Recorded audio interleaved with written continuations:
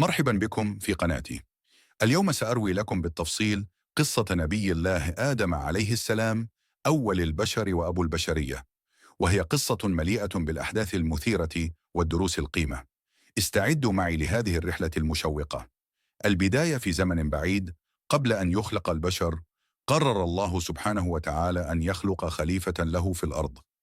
أخبر الله الملائكة بذلك فتساءلوا: كيف يمكن لإنسان أن يفسد في الأرض ويسفك الدماء؟ لكن الله كان يعلم ما لا يعلمون. خلقوا آدم عليه السلام بأمر من الله. جمعت التربة من مختلف بقاع الأرض، وتم خلق آدم عليه السلام من طين، ثم نفخ الله فيه من روحه فصار إنسانا حيا. عندما نهض آدم عليه السلام لأول مرة، رأى نور الله ورأى الملائكة من حوله، وتعلم أن الله هو خالقه وربه. تعليم الأسماء: علم الله آدم أسماء كل شيء من حوله، من الحيوانات إلى النباتات وحتى السماء والأرض. ثم عرض الله هذه الأشياء على الملائكة وسألهم عن أسمائها، لكنهم لم يعرفوا. وعندما أخبرهم آدم بالأسماء، أدركوا عظمة علم الله وحكمته. السجود لآدم: أمر الله الملائكة بالسجود لآدم تكريما له. سجدوا جميعا ما عدا إبليس الذي رفض أن يسجد بسبب كبريائه وحسده.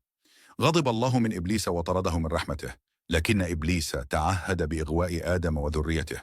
خلقوا حواء. رأى الله أن آدم يعيش وحيدا في الجنة، فخلق له شريكة من ضلعه وهي حواء. عاش آدم وحواء في نعيم الجنة، وأذن لهما بالأكل من جميع ثمارها إلا شجرة واحدة نهي عن الاقتراب منها. وسوسة إبليس: لم يستسلم إبليس، بل استغل ضعف الإنسان ووسوس لآدم وحواء بأن يأكلا من الشجرة المحرمة. قال لهما: إن أكلتما من هذه الشجرة ستصبحان خالدين أو تكونان من الملائكة. ضعفا أمام إغراءات إبليس وأكلا من الشجرة، وعندما أدركا خطأهما شعرا بالندم والخجل. التوبة والنزول إلى الأرض: طلب آدم وحواء المغفرة من الله وتابا بصدق. قبل الله توبتهما، لكنه أمرهما بالنزول إلى الأرض ليعيشا فيها ويواجه تحديات الحياة. قال الله: اهبطوا جميعا ولكم في الأرض مستقر ومتاع إلى حين. الحياة على الأرض: عاش آدم وحواء على الأرض وأنجبا أبناء وبنات. تعلموا الزراعة والرعي والصيد والحرف المختلفة.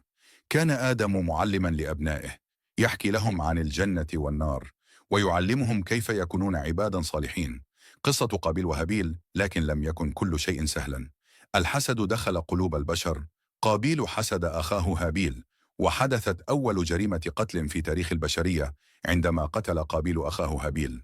شعر قابيل بالندم والخزي، وعلمه الله كيف يدفن جثمان أخيه بواسطة غراب. كان لدى آدم وحواء ابنان، قابيل وهابيل. كبر الأبناء وتعلموا الحرف والأعمال المختلفة. هابيل كان راعيا للغنم، بينما قابيل كان مزارعا. ذات يوم قررا أن يقدما قربانا لله تعالى ليتقربا منه. هابيل قدم أفضل ما لديه من الغنم، بينما قابيل قدم بعض من محصوله الذي لم يكن بالجودة العالية. قبل الله قربان هابيل لأنه كان نابعا من قلب صادق ومؤمن، ولم يقبل قربان قابيل لأنه لم يكن كذلك. اشتعل الحسد في قلب قابيل، وبدأ يفكر في الانتقام من أخيه. كان هذا الحسد بداية الفتنة التي ستؤدي إلى أول جريمة قتل في تاريخ البشرية. في لحظة غضب وحقد قرر قابيل أن يقتل أخاه. نادى هابيل إلى مكان بعيد وهاجمه وقتله. كانت هذه أول جريمة قتل في تاريخ البشرية، وشعر قابيل بالندم والخزي بعدما أدرك فظاعة ما فعل. لم يكن قابيل يعلم كيف يتصرف بجسد أخيه الميت.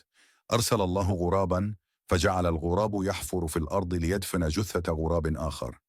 تعلم قابيل من الغراب كيفية دفن أخيه، فقام بدفن جسد هابيل، وشعر بالندم والحزن. كان هذا الدرس تعبيرا عن عظمة الله وحكمته في تعليم الإنسان حتى في أصعب اللحظات.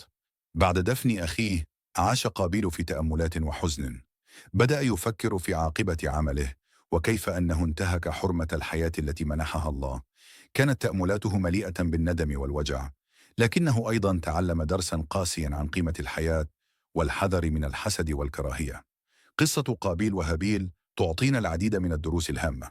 أولا، الحسد قد يقود إلى أفعال مدمرة، لذلك يجب علينا أن نكون حذرين من مشاعر الحسد والغيرة.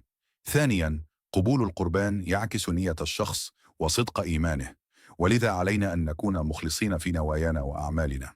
وأخيرا، تعلم قابيل من الغراب درسا في دفن الموتى، مما يعكس أهمية التعلم من الطبيعة ومن حولنا. وفاة آدم عليه السلام، عاش آدم عمرا طويلا وكان نبيا ومعلما لأبنائه، وعندما جاء أجله حزنت الملائكة والبشر على وفاته. دفن أبناؤه جسده الطاهر وعلمهم الله كيفية دفن الموتى. الدروس والعبر. قصة آدم عليه السلام تحمل لنا العديد من الدروس والعبر: أهمية الطاعة لله، الابتعاد عن المعصية والاستجابة لأوامر الله، التوبة والاستغفار. عند الوقوع في الخطأ يجب علينا الرجوع إلى الله والتوبة بصدق. قيمة العلم والمعرفة. آدم عليه السلام تعلم الأسماء وكان هذا سببا في تمييزه. الابتعاد عن الحسد والبغضاء. الحسد كان سببا في أول جريمة قتل في البشرية. الصبر على مشاق الحياة. الحياة على الأرض تحتاج إلى صبر وجهد. كانت هذه قصة نبي الله آدم عليه السلام بالتفصيل.